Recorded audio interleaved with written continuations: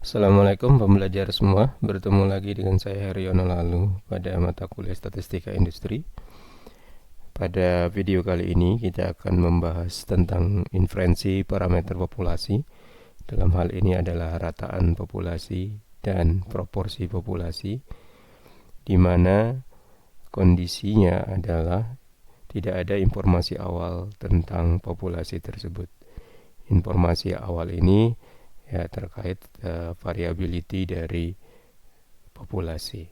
Sebagai pendahuluan, berikut disampaikan dua konteks kebutuhan estimasi parameter populasi. Kebutuhan pertama adalah dalam rangka pengujian atau pengendalian parameter populasi. Mengapa parameter populasi perlu dikendalikan? Karena parameter populasi sebelumnya sudah ditentukan. Nah, ini biasa sebagai contoh adalah di dalam proses produksi. Parameter spesifikasi output dari produk, baik target produksi maupun perbedaan yang ditoleransi dari output tersebut sudah ditentukan melalui proses research and development. Proses produksi akan menghasilkan output banyak sekali gitu ya. Diharapkan output pertama sampai output yang kesekian gitu, dalam periode tertentu akan memiliki spesifikasi yang sama. Nah, caranya gimana? Caranya adalah dengan cara men-setting seluruh komponen yang terlibat dalam proses, baik itu material, SDM, lingkungan, mesin maupun metode, distandarisasi sehingga menghasilkan output yang diharapkan. Dan perbedaan yang terjadi di dalam output tersebut ditoleransi.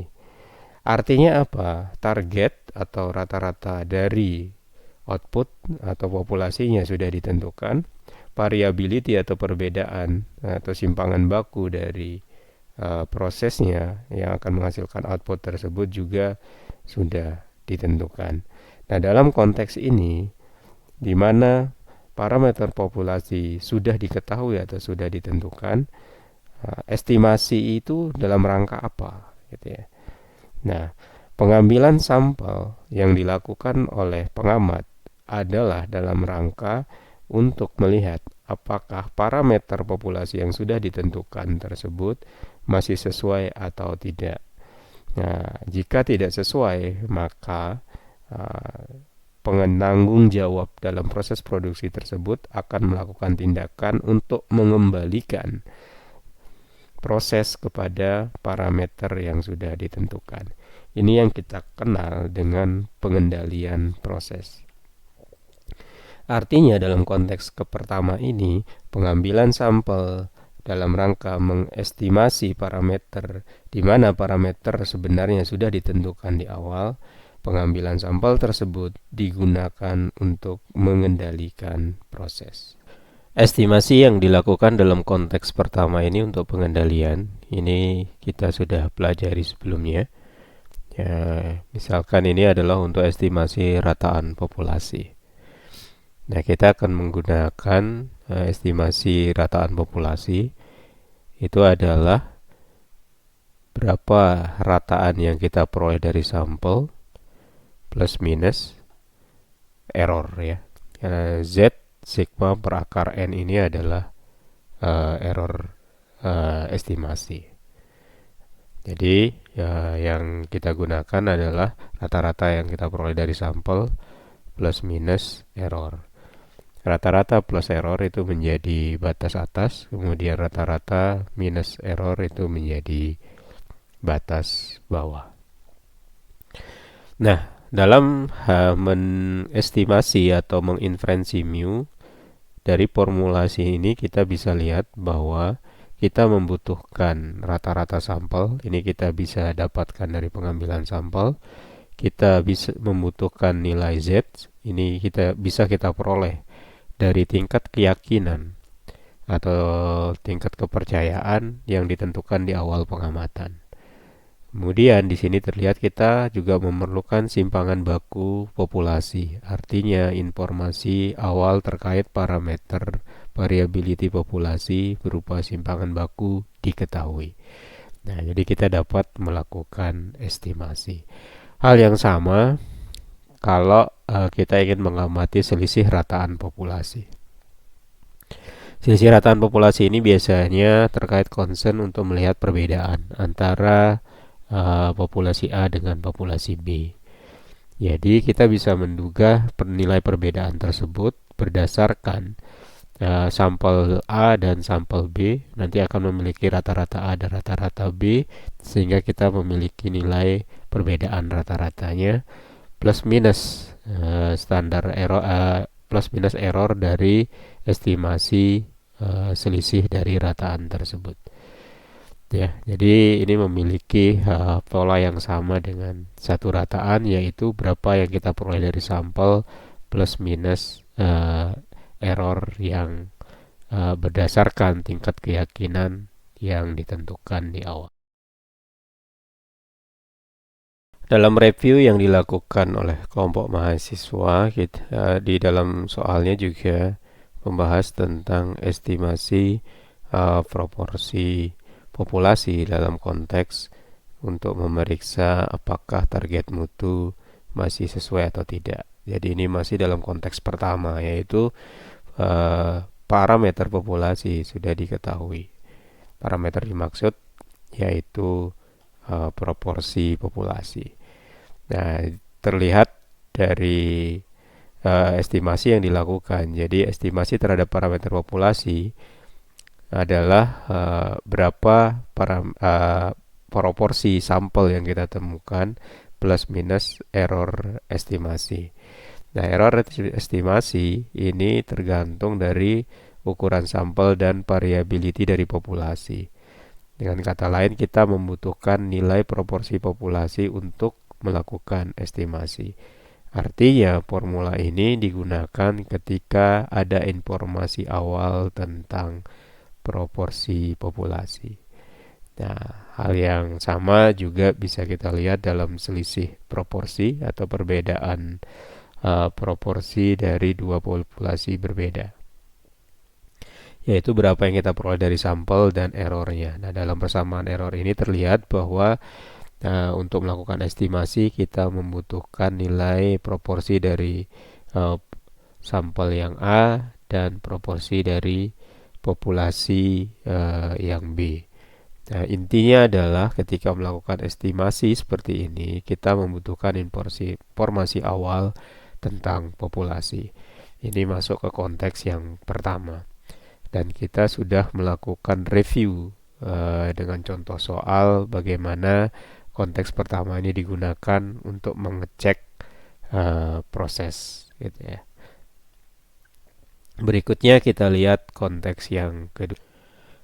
Konteks kedua adalah estimasi parameter, di mana estimasi tersebut adalah sebagai dugaan atau dugaan tentang knowledge baru parameter populasi.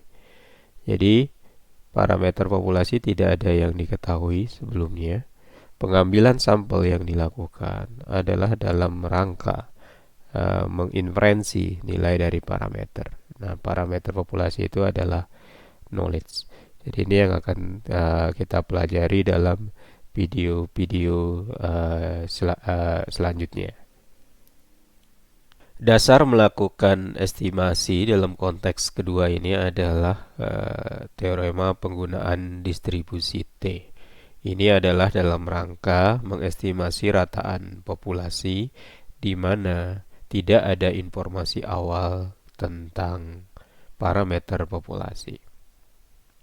Jadi ini adalah teorema ya yang mendasari ya, di mana bila terdapat Z, yaitu peubah normal baku, ya ini Z. Kemudian V ini adalah peubah chi-square, nah, ini adalah varian ya. Kemudian si peubah chi-square tersebut memiliki derajat kebebasan sebesar V. Nah, nanti sebuah besaran T akan berdistribusi mengikuti distribusi student T.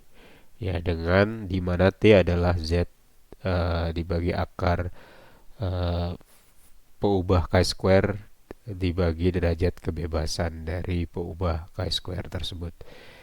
Nah, dengan teorema ini, ketika kita ingin melakukan estimasi rata-rata dari populasi, nah, kita masukkan, ya seperti kita tahu Z adalah X bar min mu sigma per akar N gitu ya.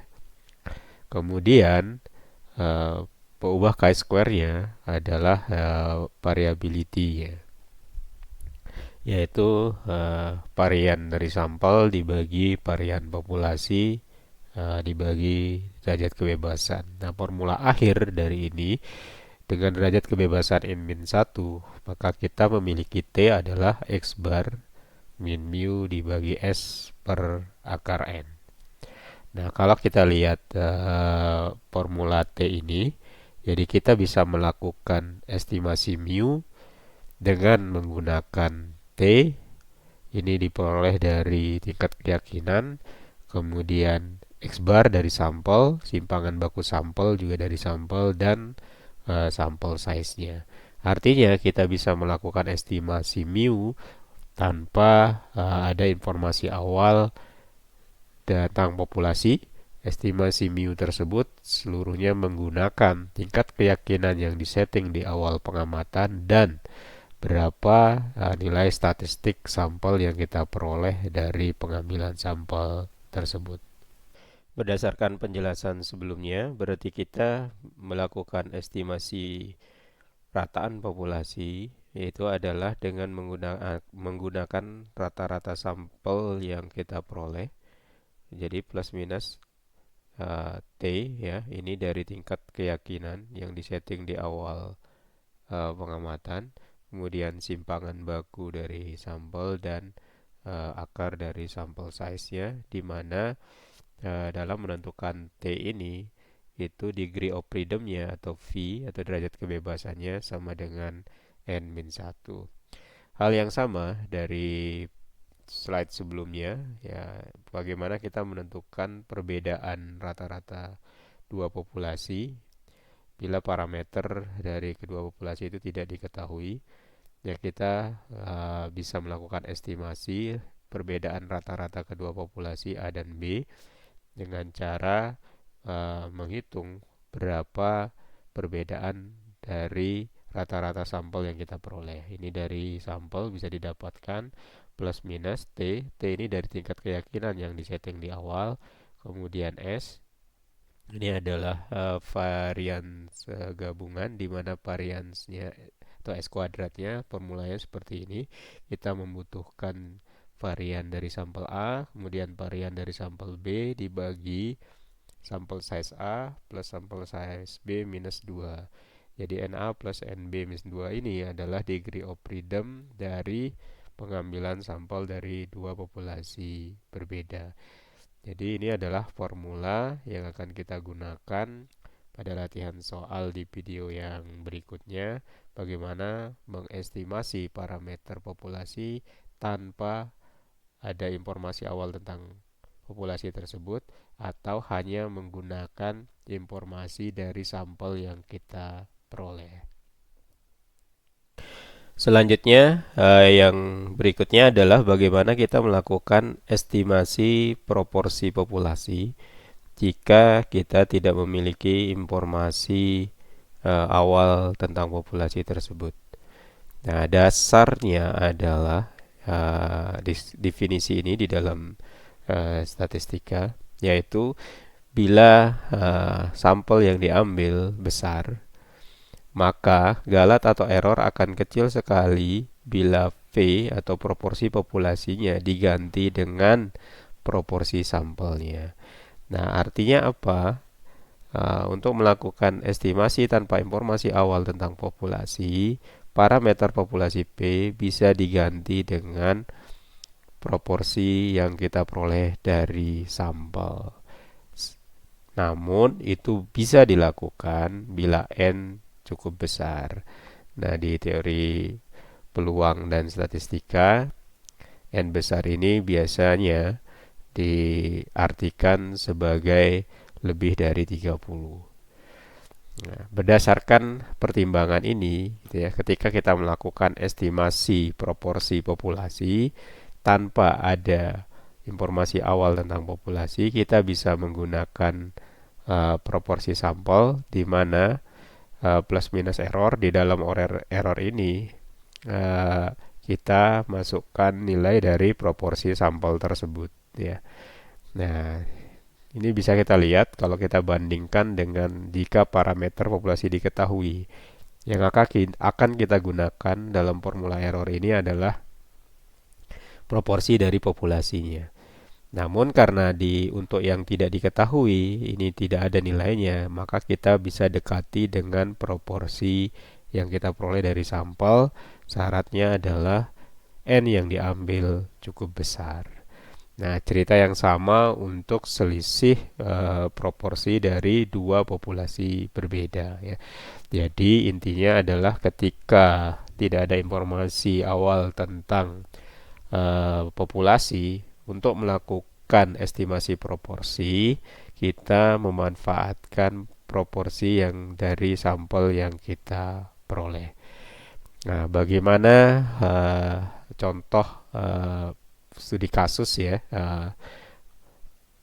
estimasi parameter populasi tanpa ada informasi awal tentang populasi, atau ini benar-benar kita ingin memperoleh uh, inferensi knowledge baru, akan dijelaskan di dalam video kedua dan video ketiga. Demikian pengantar tentang estimasi parameter populasi tanpa adanya informasi awal tentang populasi tersebut. Silahkan lanjutkan ke video kedua dan video ketiga. Video kedua adalah contoh perhitungan ya, estimasi rataan populasi tanpa ada informasi awal. Kemudian nanti di video ketiga juga bisa dilihat contoh estimasi proporsi populasi tanpa informasi awal tentang populasi tersebut. Sampai jumpa di video berikutnya.